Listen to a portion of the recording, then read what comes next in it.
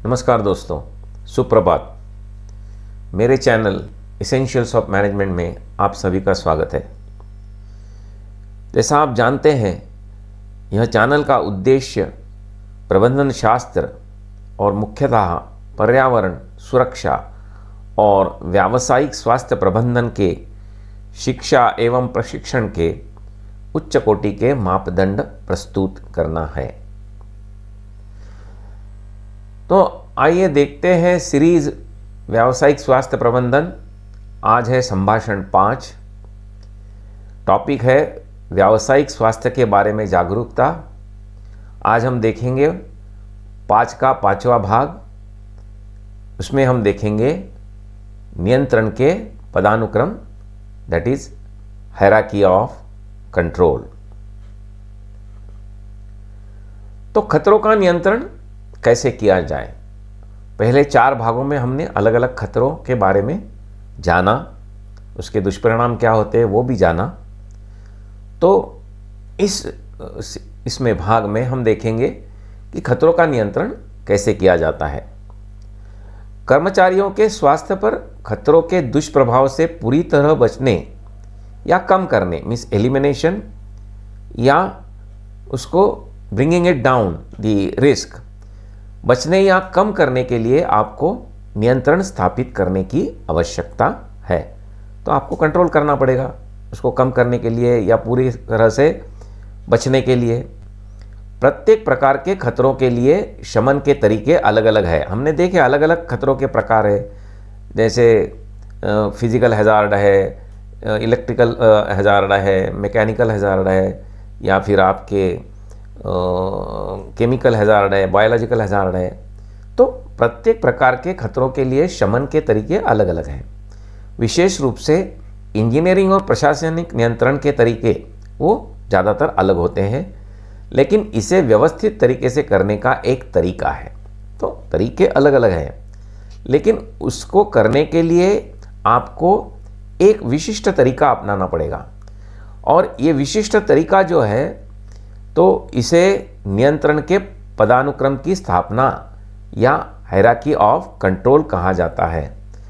जब हम बोलते हैं हायरार्की ऑफ कंट्रोल, उसका मतलब ये होता है कि एक विशिष्ट तरह से, एक विशिष्ट नियमावली से हमें पदानुक्रम से हमें जाना पड़ता है। तो वो पदानुक्रम क्या है कि पहला है इलिमिनेशन, पूरा उन्मूलन। हम पूरी तरह से वो जो खतरा है उसका उन्मूलन या निर्मूलन करते हैं। दूसरा है प्रतिस्थापना, सब्स्टिट्यूशन, मीन्स पूरा उन्मूलन नहीं हो सकता है तो कहीं हम दूसरा तरीका अपना सकते हैं, दूसरा पदार्थ अपना सकते हैं, दूसरी कुछ मशीन या इक्विपमेंट अपना सकते हैं। तो उसके बारे में सोचो, पहले उन्मूलन के बारे में सोचो, वो पूरा नहीं होता है तो सब्स्टिट्यूशन के बारे में सोचो। उसके बाद में इंजीनियरिंग कंट्रोल के बारे में सोचो। उसमें इंजीनियरिंग कंट्रोल में अनेक प्रकार है, जैसे कंटेनमेंट है, रोकथाम बोलते हैं, स्थानिक एग्जॉस्ट वेंटिलेशन है, या फिर सेंट्रल वेंटिलेशन है, या जनरल वेंटिलेशन जिसको सामान्य वेंटिलेशन बोलते हैं। तो ये तो 2-3 एग्जाम्पल हैं। इंजीनियरिंग कंट्रोल अनेकानेक प्रकार के होते हैं। फिर उसके बाद आता है प्रशासनिक नियंत्रण या एडमिनिस्ट्रेटिव कंट्रोल, और उसके बाद आता है व्यक्तिगत सुरक्षा उपकरण, मीन्स पर्सनल प्रोटेक्टिव इक्विपमेंट।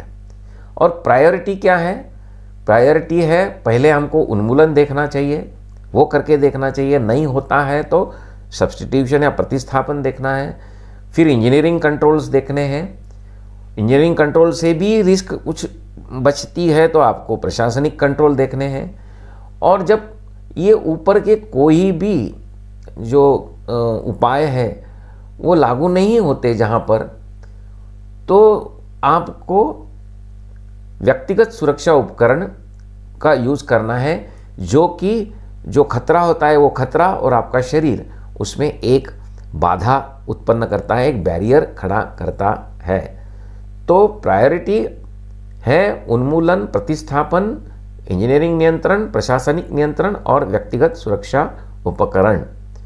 तो ये ध्यान में लीजिए कि पर्सनल प्रोटेक्टिव इक्विपमेंट ये सबसे लास्ट में आता है। This is the last resort. जब बाकी कुछ नहीं होता है तब वहाँ आपको पर्सनल प्रोटेक्टिव इक्विपमेंट यूज़ करने हैं। अपने यहाँ इंडस्ट्री में उल्टा होता है, लोग पर्सनल प्रोटेक्टिव इक्विपमेंट के बारे में पहले सोचते हैं, उसके बाद में एलिमिनेशन या सब्स्टिट्यूशन का विचार करते हैं। वो गलत तरीका है। पहले आपको एलिमिनेशन, सब्स्टिट्यूशन, इंजीनियरिंग कंट्रोल, प्रशासनिक कंट्रोल, ये सब देखने के बावजूद जब आपका रिस्क समझो कि रहता है तो आपको पर्सनल प्रोटेक्टिव इक्विपमेंट यूज़ करने हैं। तो चलो देखते हैं कि भाई ये पदानुक्रम क्या है, उनका मतलब क्या है। तो उन्मूलन का मतलब है कि क्या वो प्रोसेस जो है, वो प्रक्रिया है, वो स्टेप जो है, वो जो कोई एक उसका टास्क है वो टाला जा सकता है क्या। मीन्स वो कोई प्रक्रिया ही हम पूरी तरह टाल सकते हैं, या कोई वो मेथड है वो पूरी तरह टाल सकते हैं, या कोई एक स्टेप है आपका पूरा प्रक्रिया का वो हम टाल सकते हैं, कि जिससे वो जो खतरा है वो खतरा पूरी तरह टल जा सकता है। तो उस एग्जाम्पल है कि भाई हम कोई जो प्रोसेस है उसका कम तापमान में उसको कर सकते हैं क्या। तो जब कम तापमान की बात होगी तो क्या होगा कि उसमें से जो भाप निकलती है वो भाप निकलना बंद हो जाएगा, बराबर है। तो भाप का जो खतरा है वो कम हो जाएगा, या पूरा उसका उन्मूलन हो जाएगा। टेरेस और पैरापेट पे दीवार बनाना, हम जब टेरेस पर जाते हैं कोई भी बिल्डिंग के, तो वहाँ एक पैरापेट वॉल होती है। तो वो पैरापेट वॉल किसके लिए होती है कि जब आप कहीं वहाँ जाएंगे इस पर टेरेस पर, तो कोई आदमी भूले चुके ऊपर से नीचे गिर न जाए, इसके लिए वो एक वहाँ बैरिकेड खड़ा किया जाता है, एक बाधा क्रिएट की जाती है, उसको हम पैरापेट वॉल बनाते हैं, जिससे नीचे गिरने का खतरा टल जाता है। जैसे आपकी घर की बालकनी में आप रेलिंग बनाते हैं, क्यों रेलिंग बनाते हैं, क्योंकि कोई वहाँ से नीचे गिर न जाए। रेलिंग बनाने के बाद में नीचे गिरने का खतरा पूरी तरह उसका निर्मूलन हो जाता है। तो ये उन्मूलन के उदाहरण हुए। अभी प्रतिस्थापन, सामग्री का रूप बदले, यानी ब्लास्टिंग प्रोसेस में रेत की जगह स्मॉल मेटल पिलेट्स यूज़ करें, क्योंकि उससे ज़्यादा खतरा है। रेत के जो कण होते हैं उससे ज़्यादा खतरा होता है, तो हम मेटल पिलेट्स यूज़ कर सकते हैं। तो ब्लास्टिंग का प्रोसेस तो मीन्स खतरा पूरा टला नहीं, खतरा कम हुआ, इसके लिए प्रतिस्थापन या सब्स्टिट्यूशन। कम स्थिरता या वोलेटिलिटी वाले विलायक या सॉल्वेंट के जगह ज़्यादा स्थिर विलायक बदले। मीन्स जो हम सॉल्वेंट यूज़ करते हैं प्रोसेसेस में, केमिकल प्रोसेसेस में, या कहीं ये बनाने में, पेंट बनाने में, या कोई एक सॉल्यूशन बनाने में, तो हम ऐसे सॉल्वेंट यूज़ करें कि जो ज़्यादा स्थिर है, वो वोलाटाइल कम है। तो उससे क्या होगा कि जो फ्यूम्स निकलती हैं, एब्नॉक्शियस फ्यूम्स की जो हार्मफुल होती है, वो निकलना कम हो जाएगा। तो आपका सब्स्टिट्यूशन का मतलब ये हुआ कि आप पूरी तरह वो खतरे को टाल नहीं पा रहे हैं, लेकिन वो खतरे को कम करने की कोशिश कर रहे हैं। विलायक आधारित उत्पाद की जगह जल आधारित उत्पाद, मीन्स सॉल्वेंट बेस्ड सॉल्यूशंस की जगह आप एक्वियस बेस या जल आधारित सॉल्यूशन का यूज़ करते हैं। जैसे हम सॉल्वेंट बेस्ड पेंट की जगह हम वाटर बेस्ड पेंट यूज़ करें तो उससे खतरा कम होगा। सेंसिटाइज़र या कार्सिनोजन रहित गोंद, मीन्स गम्स और ऑयल्स का उपयोग करें। तो समझ लीजिए कि जहाँ उन्मूलन पॉसिबल नहीं है, वहाँ हम क्या करते हैं कि वो खतरे को कम करने की कोशिश करते हैं, सब्स्टिट्यूट करके। वो प्रोसेस सब्स्टिट्यूट करे, या पदार्थ सब्स्टिट्यूट करे, या सॉल्वेंट सब्स्टिट्यूट करे, कि जो कम खतरा दे सकता है। तीसरा है इंजीनियरिंग नियंत्रण, पूरी तरह से प्रक्रिया और हैंडलिंग सिस्टम को कवर करे। मीन समझो कि कोई मशीन है, वो बहुत नॉइज कर रही है, 90 डेसिबल से ज़्यादा ये कर रही है, तो हम क्या करेंगे, वो मशीन को पूरी तरह इनक्लोज कर देंगे।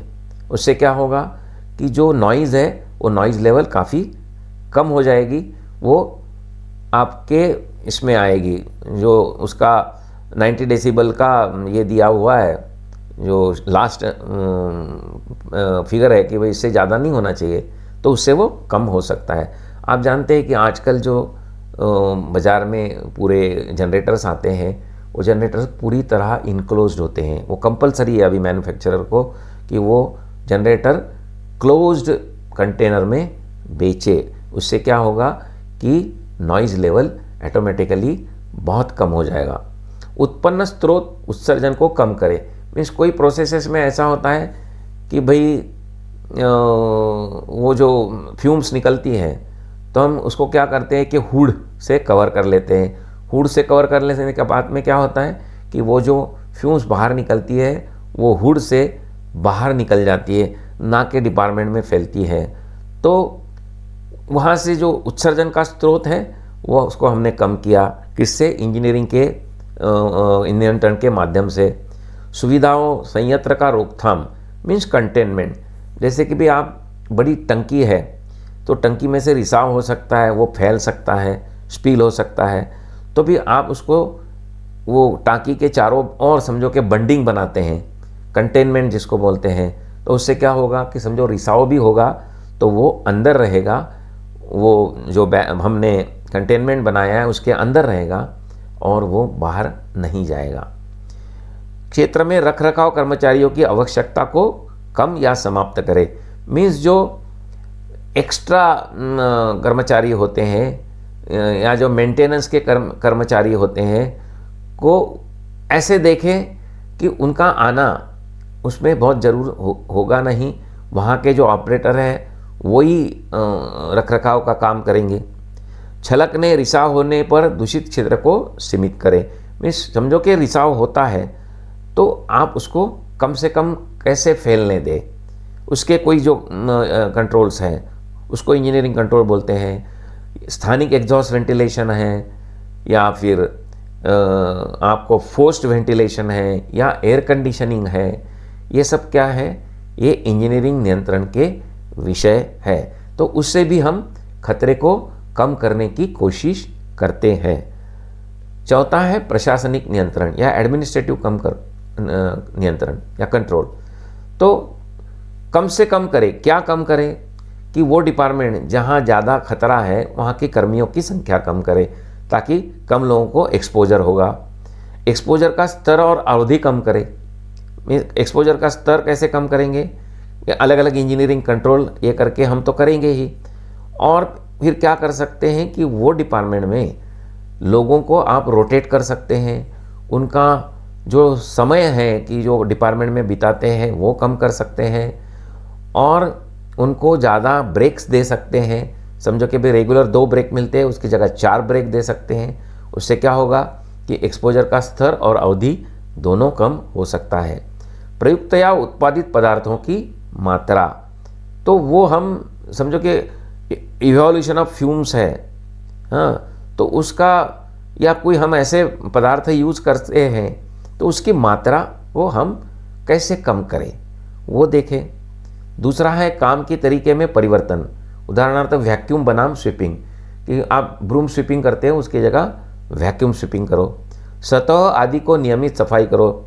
जो सरफेसेस होते हैं जैसे लेबोरेटरी है तो उसमें हम कंटिन्यूअस उसकी सतहों की सफाई करते हैं ताकि वो सतहों पर जो सेटल हो जाते हैं केमिकल्स वो वहाँ से दूर हो जाए। आपको हाथ समझो कि वहाँ पर आप ये करते हैं तो वो केमिकल आपके हाथ में ना लगे। तो सतहों की नियमित सफाई। सुरक्षित रासायनिक भंडारण एवं अपशिष्ट निपटान मीन्स वेस्ट डिस्पोजल है वो सुरक्षित रीत्या कैसे हो। रासायनिक जो अलग अलग आपके पास ये है पदार्थ है उसका भंडारण साइंटिफिक रीत्या कैसे हो। 5वां है स्वच्छता की व्यवस्था मीन्स नहाने की व्यवस्था, पीपीई का भंडारण, कपड़े की धुलाई आदि की व्यवस्था, ये सब आपको देखना है। वो सब प्रशासनिक नियंत्रण में आते हैं। खाने पीने और धूम्रपान पर वो डिपार्टमेंट में लोग लगाए। मीन्स जहाँ एक्सपोजर है, जहाँ फ्यूम्स निकलती हैं, गैसेस निकलते हैं, तो ऐसी जगह पर खाना पीना या धूम्रपान करना इसको रोक लगाने की ज़रूरत है। क्योंकि फिर क्या होता है कि आपको केमिकल्स को आप एक्सपोज हो सकते हैं। तो जब आप डिपार्टमेंट से बाहर निकलते हैं तो पहले आप नहा लीजिए, अपने कपड़े बदल लीजिए, उसके बाद खाने या पीने का सोचिए। तो ये हो गए प्रशासनिक नियंत्रण। और लास्ट है व्यक्तिगत सुरक्षा उपकरण, वो अंतिम उपाय है, जैसे हमने लास्ट रिसोर्ट बोला। इंजीनियरिंग या प्रशासनिक द्वारा नियंत्रण प्राप्त करना तकनीकी रूप से जहाँ संभव नहीं है, वहाँ आपको ये व्यक्तिगत सुरक्षा उपकरण यूज़ करने हैं। जबकि इंजीनियरिंग या प्रशासनिक नियंत्रण स्थापित कार्यान्वित किए जा रहे हैं, मीन्स जब इंजीनियरिंग कंट्रोल नहीं है, प्रशासनिक कंट्रोल नहीं है, उसकी आप स्थापना करने जा रहे हैं, वो जो पीरियड है उसमें भी आपको व्यक्तिगत सुरक्षा उपकरण का जरूरी है होना।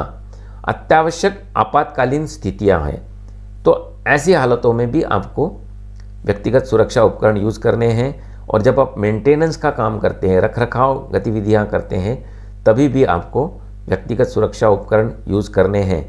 और ये भी ध्यान में रखिए कि रेगुलर प्रोसेस में भी आपको कुछ पीपीई ऐसी होती है कि जो आपकी रेगुलर प्रोसेस है, रेगुलर प्रोडक्शन प्रोसेस है, उसमें भी आपको व्यक्तिगत सुरक्षा उपकरण यूज़ करने होते हैं।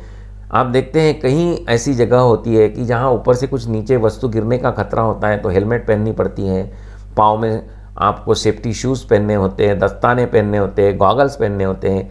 ये 3-4 चीज़ें तो ऐसी होती है कि काफ़ी जगह पर आपको पहनने की, रेगुलर कोर्स में पहनने की ज़रूरत पड़ती है। तो ये जो है ये लास्ट है व्यक्तिगत सुरक्षा उपकरण। पहले आपको निर्मूलन या उन्मूलन को देखना है, फिर आपको सब्स्टिट्यूशन देखना है, फिर आपको इंजीनियरिंग कंट्रोल के बारे में सोचकर उसको इस्टेब्लिश करना है, फिर आपको एडमिनिस्ट्रेटिव कंट्रोल इस्टेब्लिश करना है, और लास्ट रिसोर्ट है कि ये सब जब करने के बावजूद भी आपकी जोखिम थोड़ी रहती है, वो जोखिम कंट्रोल करने के लिए, और जहां आपका डायरेक्ट एक्सपोजर है खतरे से, वहां पर आपको पीपीई की या व्यक्तिगत सुरक्षा उपकरणों की ज़रूरत होती है। तो नियंत्रण का पदानुक्रम, उसका सिद्धांत क्या है? खतरनाक पदार्थों के उत्सर्जन और प्रसार को कम करने के लिए डिज़ाइन बनाए, मीन्स मशीन डिज़ाइन है, प्रोसेस डिज़ाइन है, वो ऐसे करे कि भाई उसका उत्सर्जन और प्रसार कम हो। सभी प्रासंगिक एक्सपोजर मार्गों को ध्यान में रखे। जो आपके केमिकल एक्सपोजर के मार्ग हैं, जैसे आपका इनहेलेशन है, आपका ये जो स्किन कांटेक्ट है, तो जो 5 अलग अलग एक्सपोजर के मार्ग हैं, वो कैसे उससे एक्सपोज नहीं होगा, वो आपको देखना है। स्वास्थ्य जोखिम के अनुपातिक उपायों द्वारा जोखिम को नियंत्रित करें। सबसे प्रभावी और विश्वसनीय नियंत्रण का विकल्प चुने, विच इज़ द बेस्ट, उसको आप चुनें। यदि अन्य तरीकों से पर्याप्त नियंत्रण प्राप्त नहीं किया जा सकता है, तो अन्य नियंत्रणों के साथ संयोजन में उपयुक्त पीपीई भी प्रदान करें। जो लास्ट टाइम हमने देखा कि नियंत्रण तो हर तरह के आपको पहले एस्टेब्लिश करने हैं, लेकिन उसके साथ साथ आपको उपयुक्त पीपीई भी देनी है। नियंत्रण उपायों के सभी तत्वों को नियमित रूप से जांच और समीक्षा करें। आपने जो भी कंट्रोल क्रिएट करे हैं, उसकी नियमित तरह से जांच करें, वो सफिशिएंट है कि नहीं वो देखें, और आपको लगता है कि वो इनसफिशिएंट है तो उसको आपको सुधारना होगा। खतरों, जोखिमों और नियंत्रणों के उपयोग पर जानकारी, निर्देश और प्रशिक्षण प्रदान करें। ये सब जो कुछ है, खतरे क्या है, जोखिम क्या है, हम कौन से नियंत्रण इस्टेब्लिश कर रहे हैं, हाँ, कौन सा उपयोग कर रहे हैं, उसकी जानकारी है, उसके इंस्ट्रक्शंस है, और उसका प्रशिक्षण लोगों को देना, कर्मचारियों को देना जरूरी है। सुनिश्चित करें कि नियंत्रण लागू करने से हेल्थ एंड सेफ्टी के लिए समग्र जोखिम नहीं बढ़ती है। मीन्स ऐसा ना करें कि जोखिम कम होने से ज़्यादा जोखिम बढ़ जाए। मीन्स आप कुछ करना चाहते, जोखिम कम करना चाहते हैं, लेकिन आप जो कुछ कर रहे हैं उससे वो जोखिम कम नहीं हो रही है, ज़्यादातर बढ़ रही है, तो ऐसा भी आप कुछ ना करें। तो ये नियंत्रण का पदानुक्रम है, उसका सिद्धांत है, मीन्स हायरार्की ऑफ कंट्रोल है, उसके ये प्रिंसिपल्स है। तो दोस्तों, ये वीडियो देखने के लिए धन्यवाद। आगे देखते रहिए। प्रवचन 6 उसके ऊपर स्विच करें और उसे देखें। वहाँ हम जो विषय चर्चा करेंगे वो है एर्गोनॉमिक खतरों को समझना। दोस्तों, ये मेरे चैनल को लाइक, शेयर, कमेंट और सब्सक्राइब करने के लिए न भूलना। फिर एक बार धन्यवाद। शुभ दिन।